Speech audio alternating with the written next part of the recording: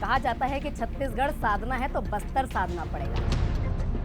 राजनीति बिना जाति के पूरी भी नहीं होती। ऊंची जाति से आप आते हैं, आदिवासियों के बीच जाते हैं। हमारे लिए कुछ भी बस्तर में नया नहीं। कि एलएलबी वाले राजनीति में कैसे आ जाते हैं? कि आपने कहा है ना, हम समझ जाते हैं कि सामने वाले किस तरीके से काम करें। भारतीय जनता पार्टी कार्यकर्ता निर्माण की एक फैक्ट्री कहलाती है। चिराग पासवान का फ्यूचर कितना बेहतर रह सकता कि है? अकेला आदमी कुछ भी नहीं कर सकता। वहाँ पर भी एक यंग फेस है, तेजस्वी यादव। नहीं, एक तो राजनीति का मूड और राजनीति का नेचर समय समय पे बदलता है। तो आपके जनरेशन की पॉलिटिक्स और नेक्स्ट जनरेशन की पॉलिटिक्स में आप आज ये बहुत बड़ा डिफरेंस है। मुझे पसंद है इसका जो भी स्टाइल है नहीं, अभी ये क्वेश्चन बड़ा डिफरेंट क्वेश्चन। कि सब मिलकर दिक्कतें भी पैदा कर देते हैं। ये बात सही है कि आपकी तरह मैं भी इस बात को मानता हूँ। ये स्वर झनकार आपके साथ ये नाम कैसे जुड़ा? सोने से पहले एक दो गाना जरूर सुनता हूँ मैं। Atal Bihari Vajpayee, my favourite, PM Narendra Modi, my favourite, Vishnudeo Sai ji, my favourite.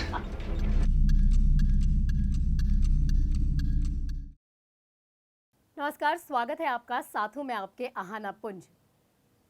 आप देख रहे हैं आपका बेहद पसंदीदा शो शख्सियत, जहां पर हम आपको शख्स से शख्सियत बनने वाली जितनी भी यहाँ पर नेता है, विधायक है, उनसे हम आपको मिलवाते हैं।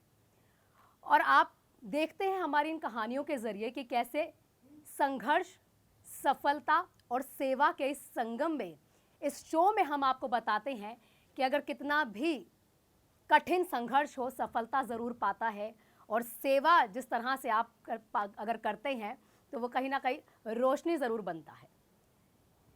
कहा यह जाता है कि अगर घनघोर अंधेरा हो तो एक छोटी सी किरण अगर आपको मिलती है तो वो उम्मीद बन जाती है।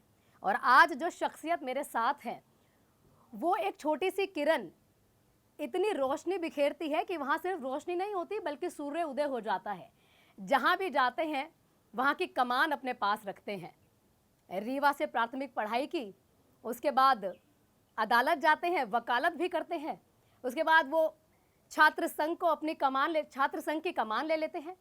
फिर आगे बढ़ते हैं, फिर BJYM ज्वाइन करते हैं, वहाँ की भी कमान संभालते हैं। प्रदेश की कमान उनके पास आई। आप समझ लीजिए कि 40 साल हो चुके हैं अभी तक राजनीति में, लेकिन कमान उनके पास रहती है। और जो विचारधारा जो आप हर जगह देखते होंगे, इधर से उधर, उधर से इधर भटक जाती है, इनकी नहीं भटकती। आप समझ गए होंगे कौन है वो कोई और नहीं बल्कि भारतीय जनता पार्टी के प्रदेश अध्यक्ष किरण सिंह देव जी हैं हमारे साथ। सर, आपका बहुत बहुत शुक्रिया हमारे साथ जुड़ने के लिए। बहुत बहुत धन्यवाद आहाना जी, बहुत बहुत धन्यवाद। देखिए, आपने शुरुआत LLB से की है और जितने भी छत्तीसगढ़ में आके मैं नेताओं से मिलती हूँ, LLB जरूर जुड़ा रहता है। चाहे आप मध्य प्रदेश भी देख लीजिए, मोहन यादव जी, अब आपको भी देख लिया है, अरुण साहू जी को भी देख लिया है। समझना चाहेंगे कि LLB वाले राजनीति में कैसे आ जाते हैं? देखो, ये एक विशेष कारण नहीं है इसके पीछे। ये जरूर है कि ये एक संयोग रहता है कि वैसे तो मैंने BSc किया ग्रेजुएशन में, फिर LLB किया विधि से।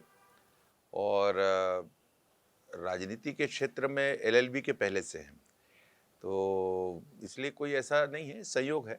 ये बात सही है कि आपकी तरह मैं भी इस बात को मानता हूँ कि ज़्यादातर राजनीति से जुड़े लोग और विधि के व्यवसाय से जुड़े रहते हैं, पेशे से जुड़े रहते हैं, अधिवक्ता रहते हैं और इनकी संख्या बड़ी रहती है, बड़ी संख्या में राजनीति में रहते हैं। कहा जाता है कि अगर आपको केंद्र की राजनीति अगर साधनी है तो उत्तर प्रदेश आपको साधना पड़ेगा। और कहा जाता है कि छत्तीसगढ़ साधना है तो बस्तर साधना पड़ेगा। नहीं, देखिए, स्वाभाविक रूप से उत्तर प्रदेश बड़ा राज्य है और हमारे देश में सबसे ज़्यादा विधानसभाएं वहीं से, लोकसभा भी वहीं से होकर आती है। इसलिए वहाँ ज़्यादा से ज़्यादा सीटें जिनके पास रहती हैं, एक बहुत बड़ा सहयोग हो जाता है सरकार केंद्र में बनाने में। और बस्तर की 12 विधानसभाएं हैं और उसका अपना महत्व है, क्योंकि 12 में से एक सामान्य है, बाकी सभी आरक्षित हैं। सरगुजा की भी लगभग यही स्थिति है, 14 विधानसभा हैं, वे सभी की सभी आरक्षित है। और क्योंकि छत्तीसगढ़ के परिदृश्य में देखें हम राजनीतिक क्षेत्र में, तो बस्तर और सरगुजा दोनों, और हमेशा ये माना जाता है कि वहाँ से ज़्यादा सीटें जिनके पास होती हैं वो उसकी सरकार बनती है। शाही परिवार से आप, राष्ट्रीय ठाट बाट तो आप में नहीं लगते, एकदम जनता से जुड़े, बहुत सहज हैं आप। जहाँ जाते हैं उनकी ही बोली बोलते हैं। और बहुत वो जो आप कहते ना, कहा जाता है कि भाई एक बस स्टैंड के पास बाटा का शोरूम था, आज भी जाकर वहाँ पर बातचीत करते हैं वो पुराने दिन आप नहीं भूलते? नहीं, देखिए ये वो समय भी चला गया। पूर्वजों का, हमारे पूर्व की पीढ़ियों का वो समय हुआ करता था। अब विशुद्ध रूप से लोकतंत्र है, लोकशाही है, प्रजातंत्र में, और आपको प्रजा के साथ प्रजा की तरह ही रह के चलना है। और मैं भी एक आम आदमी हूँ और बहुत ही सामान्य। मुझे लगता है कि एक भाव भी है, परिवार में 4 भाइयों में सबसे छोटा हूँ, इसलिए छोटे होने का भाव भी स्वभाव में है। और बिल्कुल भी ये दिखावटी नहीं है, बनावटी नहीं है। स्वभाव से ही ऐसा लगता है कि मेरे इर्द-गिर्द जो भी लोग हैं वे सभी मुझसे बड़े हैं। इसलिए अपना व्यवहार, अपना बातचीत और उसमें विनम्रता रहे तो ज़्यादा अच्छी बात है। और ये स्वभाव में ही है, इसमें कोई वो नहीं है कि जनता के बीच, जनता के साथ रहकर और उनकी तरह रहकर ही राजनीति के क्षेत्र में और काम करने की मेरी इच्छा भी है और स्वभाव भी है। क्योंकि देखिए आप बीजेवाईएम से जुड़े युवा थे, तो वो युवा किरण सिंह देव और आज प्रदेश अध्यक्ष किरण सिंह देव बनने के बाद आप युवाओं को क्या कहीं ना कहीं सीख देना चाहते हैं कि भाई मैं युवा था तो मैंने ये किया है और आज आप युवा हैं तो आपको ज़रूर ये करना चाहिए? देखिए, पहले तो अपनी शिक्षा पूरी कर लेनी चाहिए और उसके बाद शिक्षा के साथ-साथ जो विविध क्षेत्र है, जैसे खेल है, म्यूज़िक है, ये इससे जुड़ा रहा मैं। एक बड़ी टीम हम लोग की रही। छात्र संघ के चुनाव में भी, छात्र संघ की राजनीति करते समय भी एक संगठन करने की जो क्षमता है वो मुखर होती है, वो प्रबल होती है।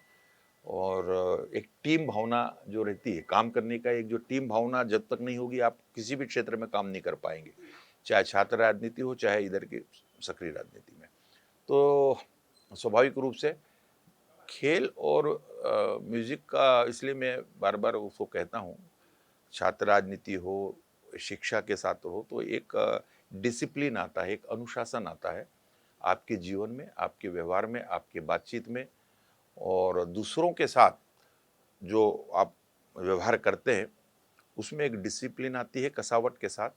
अपने अंदर ये भाव ज़रूर आता है कि कभी भी अपने आप को ओवर एस्टिमेट करके और दूसरों के सामने प्रस्तुत नहीं करना है। आपने कहा है कि खेल में भी कहीं ना कहीं रुचि रखनी चाहिए। आपका खेल में अगर देखा जाए तो क्रिकेट बहुत पसंद है आपको। मैंने बहुत खेल खेले, लेकिन बोलते हैं ना कि किसी एक खेल में पारंगत होना है तो किसी एक खेल को लेकर आगे बढ़ना चाहिए। क्रिकेट मेरा पहला शौक था, खेल। स्कूल टाइम से ही हम क्रिकेट खेले और कॉलेज के समय से लेकर, यूनिवर्सिटी से लेकर, मतलब एक बस्तर जैसी जगह में रहकर 70s से 80s के बीच में, या हम 90s के कुछ साल ले लें, तो जितना दूर तक जाके खेल सकते थे उस समय, उतने दूर तक हम लोगों ने क्रिकेट खेला है। तो आपका फेस भी बहुत कपिल देव सर से रिजेंबल करता है। कहते हैं लोग कभी-कभी, जब दूसरी जगह जाते हैं, कहीं बाहर जाते हैं, छत्तीसगढ़ से बाहर भी जाते हैं, तो थोड़ा-सा पूछते ज़रूर हैं, उस फैमिली के से रिलेशन में है क्या करके।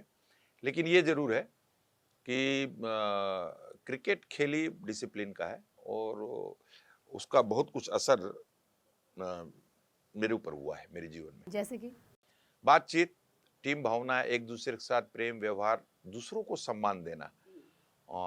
क्रिकेट में ऐसा माना जाता है कि जब कोई आदमी टीम का कैप्टन होता है तो वो सोचता है मेरी टीम जीतनी चाहिए, मैं नहीं जीतना चाहिए, मेरा जो स्कोर है उसका फायदा मेरी टीम को मिलनी चाहिए।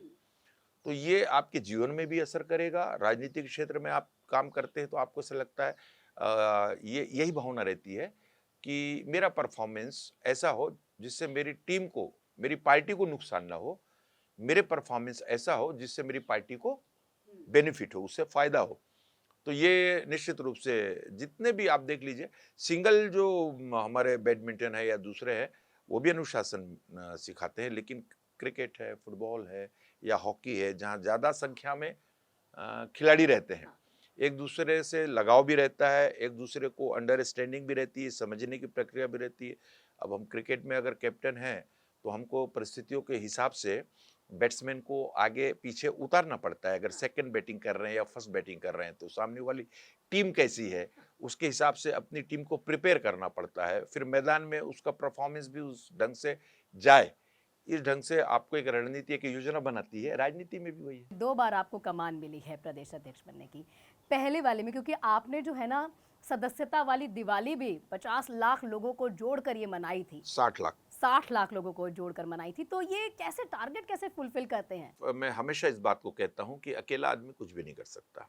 मैं भारतीय जनता पार्टी के सभी वरिष्ठ नेताओं का अभिनंदन करता हूं और खासकर इस टीम में जिन लोगों ने प्रभारी की दृष्टि से काम किया, सक्रिय सदस्यता, प्राथमिक सदस्यता, ये हमारा बहुत ही महत्वपूर्ण कार्य योजना है, बहुत महत्वपूर्ण कार्यक्रम है। या ये हम कह लें कि हम इसको एक पर्व के रूप में मनाते हैं, जिसे हम संगठन पर्व कहते हैं। ज़्यादा से ज़्यादा मतलब 27, 28, 30, 31 लाख से बढ़कर और उससे दुगना लक्ष्य आदरणीय राष्ट्रीय अध्यक्ष जी ने छत्तीसगढ़ के कार्यकर्ताओं पर विश्वास करके दिया और सबको साथ में लेकर चलना, और सबका इसमें महत्वपूर्ण योगदान है। हमारे वरिष्ठ नेताओं का है, हमारे जनप्रतिनिधियों का है, पूर्व के जनप्रतिनिधियों का है, हमारे नीचे तक की इकाई है, बूथ तक की इकाई है हमारी भारतीय जनता पार्टी के। प्रांत से लेकर बूथ तक की इकाई ने सबने मिलकर परस्पर समन्वय स्थापित करके और एक माइलस्टोन वर्क किया, दिन रात मेहनत किया और ऑनलाइन सदस्यता हमारी 60 लाख हुई। उस लक्ष्य को हमने प्राप्त किया और सक्रिय सदस्यता भी हमारी 70-75 हज़ार से भी ज़्यादा है। तो इस तरीके से सब मिलके काम करते हैं तो रिजल्ट आता है। कभी-कभी ऐसा होता है कि सब मिलकर दिक्कतें भी पैदा कर देते हैं। आप इतने सरल स्वभाव के हैं, देखा जाता है बहुत सरलता से चीज़ों को सुलझाने में रहते हैं। कभी-कभी परेशानी नहीं होती है? क्योंकि जो कड़क मिजाज का होता है उसके साथ तो हमेशा रहता है ना कि अरे नहीं भाई हमें डांट पड़ जाएगी। नहीं, मैं इसके उल्टा सोचता हूँ। मैं सोचता हूँ कि सार्वजनिक जीवन में आपका व्यवहार संयमित भी होना चाहिए, सरल भी होना चाहिए, दूसरों के प्रति सम्मान प्रदर्शित करने वाला भी होना चाहिए।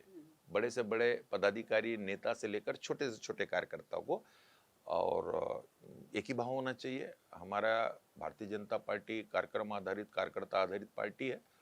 आज विश्व का सबसे बड़ा राजनीतिक दल है, तो वो यूं ही नहीं बना है। मुझे नहीं लगता कि हाँ, कड़क परिस्थितियों के हिसाब से होता है और कभी ऐसा लगता है कि कहीं कठोर कदम उठाने तो वहाँ कठोर कदम उठाने भी पड़ता है। लेकिन मुझे लगता है कि आप अपने स्वभाव से बाहर जाके नहीं रह सकते। इसलिए सबसे प्रेम से हंस बोल के, मिल के, गले लग के, हाथ मिला के, सबसे साथ बैठकर मिल बात करके करें, वो ज़्यादा अच्छा होता है। अमूमन देखा जाता है कभी भी आपसे कोई मिलता है तो आप उठ के एक बार गले ज़रूर उसको लगाते हैं। ये स्वभाव में है, इसके पीछे कोई ऐसा राजनीतिक कारण नहीं है या दिखावटीपन नहीं है। ये भी खेल से ही आया है। दिक्कत आई है कभी? खेल कभी दिक्कत नहीं आई। और अच्छा तब लगता है जब हम बहुत हमारे प्राथमिक इकाई के कार्यकर्ताओं से गले मिल के बात करते हैं, उनसे गले लगते हैं, एक अपनापन आता है, एक भाव आता है, अपनापन। और मैं भी कार्यकर्ता ही हूँ, अध्यक्ष के दायित्व में हूँ। हमेशा तो रहते नहीं हम एक दायित्व में। भारतीय जनता पार्टी में दायित्व परिवर्तन होते रहते हैं, तो जैसा हमेशा रहे वैसे हमेशा रहना चाहिए, जैसा मेरा ऐसा मानना है। पहले जैसे थे वैसे अगर अध्यक्ष बनने के बाद भी रहे, अध्यक्ष नहीं रहे तो भी वैसी रहे, तो लोगों को ये नहीं लगता है कि समय के साथ और दायित्व के साथ आदमी के स्वभाव में परिवर्तन। भारतीय जनता पार्टी युवा मोर्चा को आप रिप्रेजेंट कर रहे थे, उस समय युवाओं की पीड़ा क्या थी और इस समय जब आप प्रदेश अध्यक्ष बन जाते हैं तो आप पीड़ा समझ पाते होंगे राजनीति में जब युवा जुड़ते हैं? नहीं, एक पहली सीढ़ी है, प्रथम पायदान है राजनीति के क्षेत्र में। और भारतीय जनता पार्टी में तो समय समय पे प्रशिक्षण वर्ग, अभ्यास शिविर वगैरह सभी होते हैं और ये युवा जो रहता है, प्राथमिक इकाई रहता है, वहाँ से जो सीखते हैं, जो समझ में आता है, पार्टी को जानने के लिए वो प्राथमिक इकाई है, समझने की प्राथमिक इकाई है। तो वहाँ से लेकर फिर वो धीरे धीरे अपनी मैच्योरिटी जब आती है तो उम्र के हिसाब से दायित्व में परिवर्तन होता है। फुल फ्लैश जब भारतीय जनता पार्टी में काम करते हैं या किसी मोर्चे प्रकोष्ठ में काम करते हैं या किसी अन्य विभाग या प्रभाग में काम करते हैं, तो ये युवा मोर्चा से किए हुए कार्यों का अनुभव उनको आगे सफलता प्रदान करता है, सहयोग प्रदान करता है, उनको आगे काम करने में सहजता और सरलता होती है।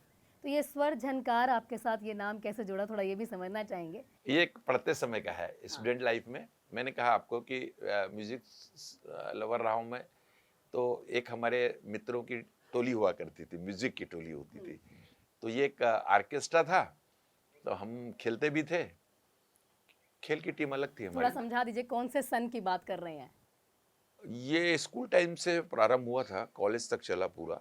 करीब 11 साल, 10 से 11 साल हमारी ऑर्केस्ट्रा की टीम बस्तर में हुआ करती थी, जिसका नाम स्वर झंकार होता था। और हम आसपास के क्षेत्रों में भी और जाते थे। उसमें एक बहुत विशेषता था, हम बिल्कुल भी उसमें प्रोफेशनल नहीं थे। अच्छा। सारे हमारे दोस्त जो थे वे अच्छे अच्छे संगीत में रिदम साइड से या म्यूजिक साइड से, एक तो शौकिया तौर थे, शौकीन थे वे, और दूसरा कि सभी लोगों की रुचि थी उसमें। तो कोई पेमेंट पैसे का किसी कार्यक्रम का इसको लेके कोई भाव नहीं था। हम लोग आसपास उड़ीसा से लेकर ऐसा छत्तीसगढ़, और उस समय एक अविभाजित मध्य प्रदेश था, तो उस समय अपना एक अच्छी टीम थी। और सबसे बड़ी बात है कि वो मित्रों की टीम थी। और वो मित्रों की एक याद आपको बहुत आज भी कहीं ना कहीं हंसा देती है, वो कौन सी याद है? नहीं, हमारे मित्रों के बीच में बहुत अच्छा था। जब बाहर जाते थे हम लोग कहीं प्रोग्राम वगैरह में, तो अलग अलग स्वभाव तो सभी का होता है, तो उसको संभालने के लिए भी, और क्योंकि बाद में फिर मैं उसका अध्यक्ष भी रहा काफ़ी साल उस संस्था का, तो धीरे धीरे वो टीम बड़ी होती चली गई। तो इनको कलाकार मूडी होता है, जो कलाकार होता है वो बहुत मूडी होता है। तो जो सिंगर होगा, अगर उसको आप मूड में नहीं रखेंगे तो फिर वो स्टेज परफॉर्मेंस नहीं देगा, या गलत कर देगा, गड़बड़ कर देगा। तो इन सब चीज़ों को मैंने कहा ना, यहीं से सब सीखने को मिलता है, तो अभी हमको काम आ रहा है। तो इस तरीके से जो कलाकार थोड़ा सा, हमारे एक दो मित्र रहते थे जो अपसेट हो जाते थे समय पे, बोले हम नहीं गाएंगे, हम परफॉर्मेंस नहीं देंगे, फिर उनको प्यार से समझा के मनाना, ये बड़ा काम हुआ करता था। तो इस तरीके से 10 साल खिंच गए इसी में। तो 10 साल में कुछ तो आपने भी गाया होगा? नहीं, ऐसे ही बहुत ज़्यादा, बहुत अच्छा कलाकार बहुत अच्छा नहीं था मैं, ऐसे ही थोड़ा बहुत गा लेते थे कभी। तो एक कब थोड़ा नहीं, सा। नहीं, नहीं, कभी-कभी कभी ये अब तो खत्म हो गया, अब बिल्कुल याद भी नहीं है सब कुछ, बहुत लंबा गैप हो गया, करीब 30-32 साल हो गए। हाँ। तो अब ये छूट सा गया है, लेकिन म्यूजिक लवर आज भी हूँ। सोने से पहले 1-2 गाना ज़रूर सुनता हूँ मैं, कौन सा उसके एक बाद दो नहीं गाना जाना। जो आपका बड़ा मैं पसंदीदा? मैं 70s के गाने अच्छे लगते हैं मेरे को, और उस समय 70s से 80s के बीच के म्यूजिक डायरेक्टर्स हमारे उस समय के सिंगर रफ़ी साहब हैं, और किशोर कुमार हैं, मुकेश दोनों का एक एक गाना भी बता दीजिए जो नहीं, आप अब जरूर नहीं हो कभी सकता। कभी सुनते हो। मैं इसके नहीं कह रही इसके गाइए, इसके बस अलावा कुछ भी नहीं पूछ गाना नहीं आपको, बस आपको बता देना भाई ये मुझे बहुत नहीं, अच्छा नहीं, लगता नहीं, है, मैं सुनता नहीं, हूँ बहुत तो। बहुत बहुत अच्छे गाने थे। बेखुदी में सनम, ऐसे ड्यूएट सॉन्ग्स थे, और भी इसी तरीके से बहुत भी ड्यूएट सॉन्ग ज़्यादा अच्छे लगते थे। कभी-कभी ये तो इनके तो भरपाई ही नहीं हो सकती। मोहम्मद रफ़ी, किशोर कुमार, मुकेश, मन्ना डे, लता जी, आशा भोसले जी, ऐसे ये आवाज़ अब देश और दुनिया में नहीं मिलेगी। तो एक समय था, एक टाइम था उस समय के बहुत ही, और लाइट म्यूजिक जो रहता है वो अब उसकी नकल होती है, अब वो असल नहीं मिलेगा। छात्र संघ से जुड़ने के पीछे की वजह क्या थी, क्यों जुड़े? नहीं, मेरा पारिवारिक परिवेश पॉलिटिकल है, राजनीतिक परिवेश है। हमारे पिताजी स्वर्गीय कुमार लक्ष्मी नारायण देव जी के बाद मेरे भ्राता, मेरे बड़े भाई, वो भी अब नहीं रहे, स्वर्गीय अमर देव जी, और वे भी छात्र राजनीति से रहे। उनके साथ मैं रहा, पार्षद से उन्होंने अपने राजनीतिक जीवन का शुरुआत किया, लगातार पार्षद रहे, तो उनके काम में देखता था। उसके बाद छात्र संघ में, राजनीति में उनके साथ में रहता था, मदद करता था। जैसे मतलब इलेक्शंस हैं, कॉलेज के इलेक्शन हैं, सीआर यूआर के इलेक्शन, उस समय तो बड़े अच्छे से बहुत तगड़ा फाइट होता था। अब तो ऑटोनोमस हो गया है, इसलिए ब्रिलियंट स्टूडेंट्स अब प्रेसिडेंट बनते हैं। पहले तो इलेक्शन होता था, वोटिंग होता था, और वो एक प्रक्रिया में उनके साथ जुड़ते जुड़ते, और एक पूरा परिवार ही मेरा एक पॉलिटिकल उसमें थे। मेरे बड़े भाई साहब कुमार करण सिंह देव जी, कुमार जयदेव जी, वो भी राजनीतिक क्षेत्र में जुड़े रहे। तो एक पारिवारिक परिवेश मिला है शुरू से, तो बस उसमें जुड़ते चले गए उसमें। जाति नहीं देखनी चाहिए राजनीति में अगर आप आ जाते हैं, और राजनीति बिना जाति के पूरी भी नहीं होती। ऊंची जाति से आप आते हैं, आदिवासियों के बीच जाते हैं, तो कैसा उस समय लोगों को कैसे समझाते हैं कि आप हमारे साथ जुड़िए? नहीं, हमारा परिवार 800 साल, 750, 800 साल पुराना परिवार है बस्तर का। हमारे लिए कुछ भी बस्तर में नया नहीं है। जब कुछ नहीं, कोई नहीं थे, तब हमारा परिवार रहता था, इसलिए बहुत ज़्यादा परेशानी नहीं होती। वहाँ के जो ट्राइबल्स है, चाहे वो किसी भी जनजाति के हों, उनके साथ भी एक परिवार का भाव है। दूसरी चीज़, उनके समाजों में आप विग्रह कर सकते हैं, जाति का कोई बहुत विशेष वो नहीं रहता है।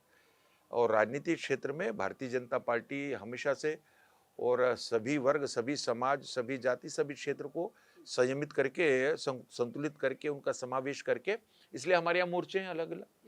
हमारे यहाँ अनुसूचित जनजाति मोर्चा है, अनुसूचित जाति मोर्चा है, पिछड़ा वर्ग मोर्चा है, हमारे यहाँ युवा मोर्चा, महिला मोर्चा फॉर द हमारी बहनों के लिए है, युवाओं के लिए युवा मोर्चा है। उसी प्रकार प्रकोष्ठ है हमारे सभी वर्गों में काम करने के लिए, व्यापारी प्रकोष्ठ, व्यवसायी प्रकोष्ठ। इस करके आपको बीजेपी पार्टी विद जब डिफरेंट बोलते हैं हम लोग, ये सब चीज़ें आपको बहुत और बड़ी शुद्धता के साथ मिलेगा आपको, मैं आपको बताऊं।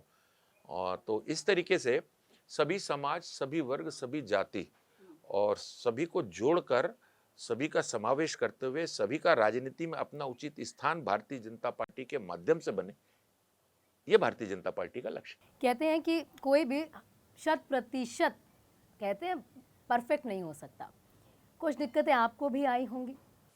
नहीं, परफेक्ट तो कोई भी नहीं होते। 100% वाला मामला तो कहीं किसी के साथ लागू नहीं होता। और कभी कभी हम किताबों में पढ़ते हैं, कभी कभी कोई राइटर लिखते हैं कि इंसान कमजोरियों का पुतला होता है करके। तो लेकिन इतना जरूर बोलूँगा मैं, हर इंसान में कोई ना कोई एक अच्छाई छुपी रहती है। उस अच्छाई को उभारना, उसका उपयोग जिस क्षेत्र में भी उसकी अच्छाई है, उसका उपयोग उस क्षेत्र में उसको आगे बढ़ाने के लिए करना, ये मैं प्रमुख कारक मानता हूँ। मेरा विषय यहाँ तक है, मेरा कोई बहुत मतलब कमजोर पक्ष नहीं है, लेकिन ये जरूर है कि राजनीति में लोग महत्वाकांक्षी होते हैं, अति महत्वाकांक्षी होते हैं। मैं इन सब को ज़्यादा उतना वो प्रेफर नहीं करता हूँ। मैं ये चाहता हूँ कि मेरा दल, मेरी पार्टी, भारतीय जनता पार्टी के वरिष्ठ लोग और एक कार्यकर्ता के नाते जहाँ मुझे दायित्व देंगे मैं वहाँ काम करूँगा। और कार्यकर्ता के रूप में भारतीय जनता पार्टी में आया था, कार्यकर्ता के रूप में रह रहा हूँ, कार्यकर्ता के रूप में आगे भी रहूँगा। तो इसको लेके देयर इज कोई डिफर और सोच नहीं है। तो इसलिए हर हाल में खुश रहते हैं, सबके साथ खुश रहते हैं। सबसे कठिन फैसला कौन सा था राजनीति में आने के बाद? या लेकिन इसका र्यूमर गलत आया, लेकिन फैसला मैंने जो लिया था, मुझे आज भी उस पर मैं स्टिक हूँ और मैंने बेहतरीन फैसला लिया था। नहीं, राजनीति में कठिन समय तो नहीं आते, समय समय पर आपको कुछ निर्णय ऐसे लेने पड़ते हैं। और मेरे लिए ये कठिनाई इसलिए नहीं हुई कि मैं सिंगल फैसला नहीं लेता। कोई भी फैसला मेरा सिंगल नहीं रहता। हमारे यहाँ परंपरा भी नहीं है। हमारे यहाँ हमारी एक टोली है वरिष्ठ नेताओं की, हमारे राष्ट्रीय स्तर पर जो देखते हैं पार्टी को, वरिष्ठ नेता हैं हमारे प्रदेश में भी हमारे अलग अलग विंग है। और उनको लेकर वे क्या अच्छा समझते हैं, सब लोग मिलके पार्टी की अच्छाई के लिए आगे हम बढ़ेंगे। क्योंकि अकेला लिया हुआ निर्णय हर हमेशा अच्छा हो, सही हो, ये तो नहीं होता। कभी कभी हम जो सोच रहे हैं वो बिल्कुल सही है, ये भी नहीं होता। कभी कभी दूसरे जो सोच रहे हैं उसमें कमी है, तो बातचीत कर लेना चाहिए।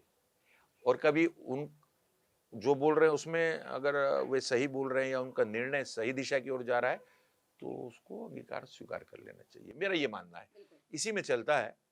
बहुत राजनीति जिद्द से और ईगो से नहीं होती। आपके लिए सबसे बेहतर युवा चेहरा, पार्टी नहीं आपको देखने, बार बार कह रही हूँ, लेकिन आपको ये बताना है कि इसका भविष्य उज्जवल है, मुझे पसंद है इसका जो भी स्टाइल है। नहीं, ऐसे हमारे युवाओं के क्षेत्र में काम करने वाले से बहुत से लोग हैं। कोई इस क्वेश्चन को इसलिए मेरे ऊपर छोड़ दीजिए इसका आंसर, क्योंकि ये क्वेश्चन बड़ा कठिन है। आप एक पूरे बहुत बड़ा परिवार है बीजेपी का। आप सोच लीजिए 60 लाख की हमारी सदस्यता है, उसमें से कितना % हमारे युवा होंगे। और युवाओं में काम करने की क्षमता बहुत तेज होती है, क्योंकि वो उम्र ही ऐसी होती है। तो निश्चित रूप से अलग अलग रहता है, इसको आप डिफरेंशिएट नहीं कर सकते। कोई बहुत अच्छा वक्ता होता है, कोई बहुत अच्छा भाषण दे सकता है। मैं तो बता रही हूँ पहले। नहीं, अभी ये क्वेश्चन बड़ा डिफरेंट क्वेश्चन है, इसको आप किसी एक के उसमें नहीं जोड़ सकते। टू बी मोर फ्रैंक, मैं आपको बताऊं, आप किसी से भी पूछेंगे ना, किसी एक का नाम राजनीति में ले तो दूसरों के साथ अन्याय हो जाएगा। क्योंकि राजनीति का क्षेत्र ऐसे ही है। देखिए, किसी की लोकप्रियता बहुत शीर्ष पे होती है कोई बहुत अच्छा प्रवासी कार्यकर्ता रहता है, किसी भी राजनीतिक क्षेत्र में कोई भी दल हो, कोई बहुत अच्छा वक्ता होता है, भाषण बहुत अच्छा देता है, किसी में संगठन की क्षमता बहुत अच्छी होती है। इन चारों को मिलाकर एक बहुत मजबूत कार्यकर्ता का जन्म होता है। तो ऐसे कार्यकर्ताओं की संख्या भारतीय जनता पार्टी में जहां तक मैं देखता हूं बहुत बड़ी है। जिले से लेकर, मंडल से लेकर और प्रांत तक एक बहुत बड़ी श्रृंखला है युवा कार्यकर्ताओं की। तो मैं सबको इसलिए पसंद करता हूं, सब लोग साथ में चले और यही होना भी चाहिए। बिहार में चुनाव भी है, चिराग पासवान भी हैं, तो आपको क्या लगता है चिराग पासवान का फ्यूचर कितना बेहतर रह सकता है? क्योंकि देखिए जितनी भी उनको कमान दी जाती है प्रदेश अध्यक्ष होने के नाते, मतलब मेरा इतना ज़्यादा कहीं ना कहीं संघर्ष रहा है, मैंने इतना राजनीति में सब कुछ देख लिया, तो मुझे लगता है भाई ये बंदा बहुत दूर तक जाएगा। नहीं, कैपेसिटी है चिराग पासवान जी में, देयर इज नो डाउट। और स्टेबिलिटी के ऊपर, क्योंकि वो एक क्षेत्रीय दल को लीड करते हैं और राष्ट्रीय दल को और क्षेत्रीय दल में थोड़ी सी भिन्नता तो होती है। क्षेत्रीय दल को लीड करते हैं और वो सिर्फ बिहार में ही है उनका दल। मैंने पिछले 2 टर्म से देखा है उनको। बहुत ज़्यादा तो राष्ट्रीय राजनीति पर मैं टिप्पणी करता नहीं, लेकिन मुझे ऐसा लगता है कि कैलिबर है और वो भी एक खिलाड़ी रहे, वो भी एक कलाकार रहे, इसलिए धीरे धीरे उनमें निखार आ रहा है। आगे चल के मुझे लगता है कि राजनीति में वो अपने स्थान को सुनिश्चित कर रहे हैं। कलाकार तो मैंने उन्हें देखा है जब वो कहते हैं ना, जब पशुपति पारस जी के साथ अलग हुए थे और उसके बाद जब उन्हें कहीं ना कहीं सीटें दी गई थी, जो उन्होंने बेहतरीन कलाकारी की थी बाहर निकल कर कि अभी मैं कुछ नहीं कहना चाहता, और उस समय पे मैं बिहार ही कवर कर रही थी, तो मैंने देखा था कलाकार तो वो बेहतरीन है, एकदम बिना फेशियल एक्सप्रेशन दिए जो उन्होंने सीटों का इधर से उधर हुआ तो और बिल्कुल बेहतरीन तरीके से उस चीज़ को संभाल लिया। तो उनको भी राजनीति, उनकी विरासत की राजनीति उनको भी मिली है, लेकिन उन्होंने खुद को भी तैयार किया है, खुद को मंझा भी है उन्होंने। और स्वर्गीय रामविलास पासवान जी और बहुत बड़े नेता हमारे देश के रहे हैं, उनमें से एक हैं वो। तो उन्होंने उनकी अपने पिता की परंपरा को आगे बढ़ाया है, इसमें कोई शक नहीं। तो उनके एक कॉम्पिटिटर पार्टी भी है, वहाँ पर भी एक यंग फेस है तेजस्वी यादव। और ठीक है, बिहार की पॉलिटिक्स मुझे लगता है कि अब ये नेक्स्ट जनरेशन की पॉलिटिक्स जो है उसमें ऐसे हम लोग ऐसे कुछ सभी कांग्रेस में भी, बीजेपी में भी, जनता दल यूनाइटेड में और इसमें भी लोक जनशक्ति पार्टी में भी अगर मिला लें, न्यू जनरेशन निश्चित रूप से एक समय होता है, एक के बाद टेक ओवर करता है न्यू जनरेशन। उनमें से जो आप नाम ले रहे हैं सभी उसी में। अच्छा, चूंकि आप कह रहे हैं नेक्स्ट जनरेशन पॉलिटिक्स है, तो आपके जनरेशन की पॉलिटिक्स और नेक्स्ट जनरेशन की पॉलिटिक्स में आप आज ये बहुत बड़ा डिफरेंस है भाई, ये मुझे बहुत बढ़िया लगता है और ये मुझे ठीक नहीं लगता। नहीं, मेरा बहुत पुराना जनरेशन पॉलिटिक्स का नहीं है। हम लोग साथ के बहुत सारे लोग अभी सेकंड लीड में हैं और फर्स्ट लीड में हमारे सभी वरिष्ठ नेता हैं। मैंने कहा ना, ये तो हमारे भारतीय जनता पार्टी में भाव ही कार्यकर्ता का होता है और नेता का भाव तो होता ही नहीं है। नेता तो वो हैं जिनके पीछे जमाना चले। मोदी जी हैं, हमारे राष्ट्रीय अध्यक्ष जी हैं, अमित शाह जी हैं, ऐसे बहुत नेता हैं। हमारे यहाँ आदरणीय मुख्यमंत्री जी से लेकर हमारे पूर्व मुख्यमंत्री जी हैं डॉक्टर रमन सिंह जी। छत्तीसगढ़ में भी वरिष्ठ नेताओं की एक कतार सी है और उसमें मैं मतलब हम लोग तो सेकेंड लीड मानते हैं अपने आप को। First lead is very good और बहुत अच्छा है उनका। उसमें फिर भी आपको कि मेरे को उस टाइम पर ये चीज़ बहुत अच्छी थी, अब वाली जनरेशन में नहीं है। नहीं, ऐसा कुछ नहीं है। कार्यकर्ता, भारतीय जनता पार्टी कार्यकर्ता निर्माण की एक फैक्ट्री कहलाती है। हमारे यहाँ कार्यकर्ता युवा मोर्चा, जो आपने पहला क्वेश्चन किया था, युवा मोर्चा से ही कार्यकर्ता का निर्माण होता है। अच्छे संस्कार, अनुशासन, डिसिप्लिन के साथ साथ और पार्टी की कार्यक्रमों का क्रियान्वयन और समाज के प्रति हमारा उत्तरदायित्व, क्षेत्र के प्रति हमारा उत्तरदायित्व और सबसे बड़ी बात राष्ट्र के प्रति उत्तरदायित्व, राष्ट्र ही सर्वोपरि।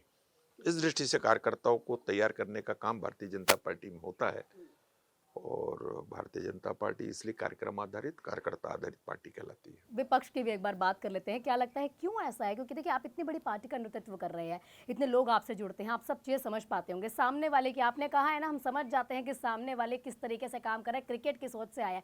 क्या गड़बड़ी वो कर रहे हैं जो उन्हें समझ नहीं आ रहा है कि हमेशा पिछड़ते जा रहे हैं, चाहे वो देश से है चाहे वो राज्यों से है?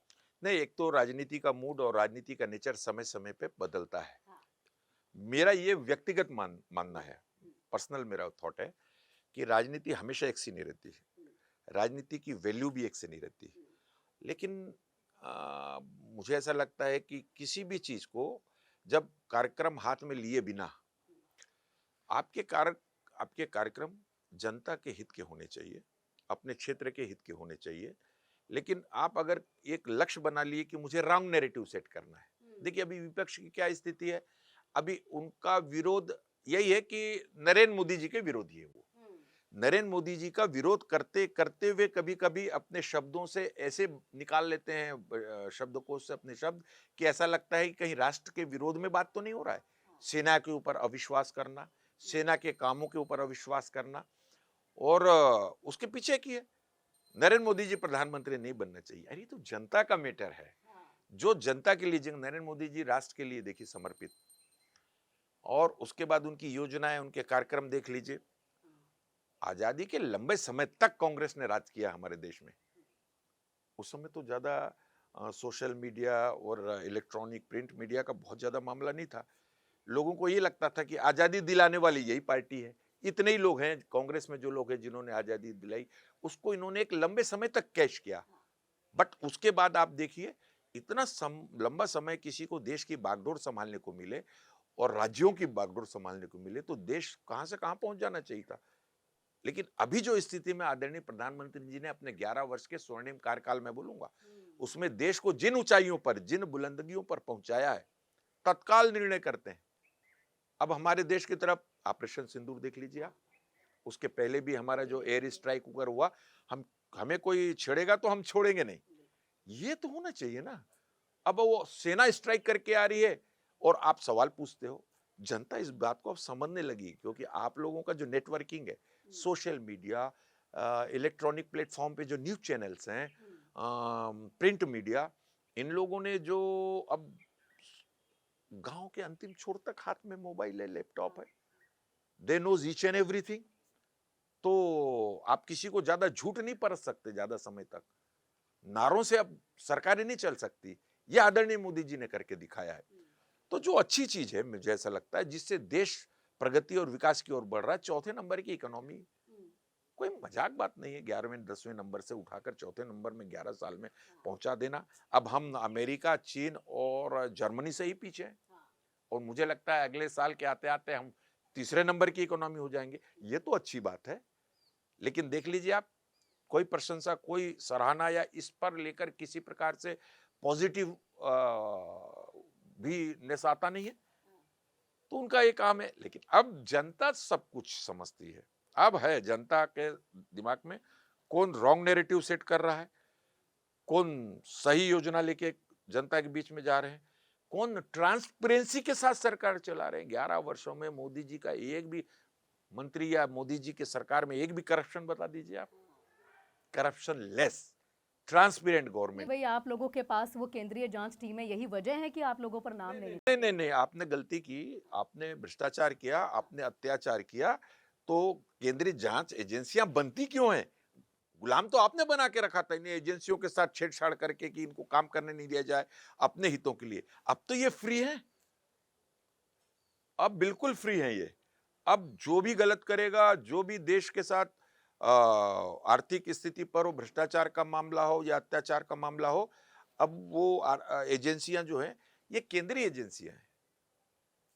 आपने तो संविधान पर व्यवस्था, संवैधानिक व्यवस्था पर कभी विश्वास नहीं किया।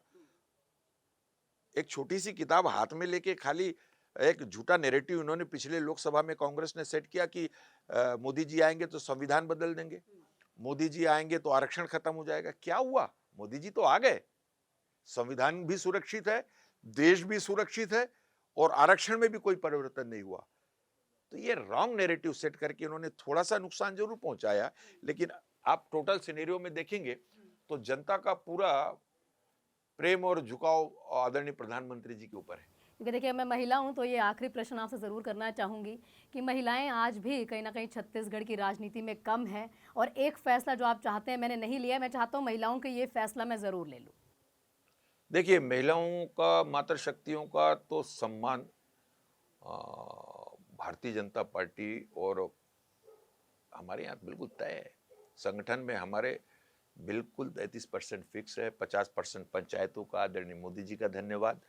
क्योंकि ये दुनिया और देश की और दुनिया की आधी आबादी है, नारी शक्ति, मातृ शक्तियाँ, इनको भी पुरुषों के बराबर आधी समानता का, और जिस तरीके से आप देख लीजिए हर जगह फिक्सेशन है हमारी बहनों के लिए, और आरक्षण भी है, तो उसका लाभ भी हम लोग ले रहे हैं।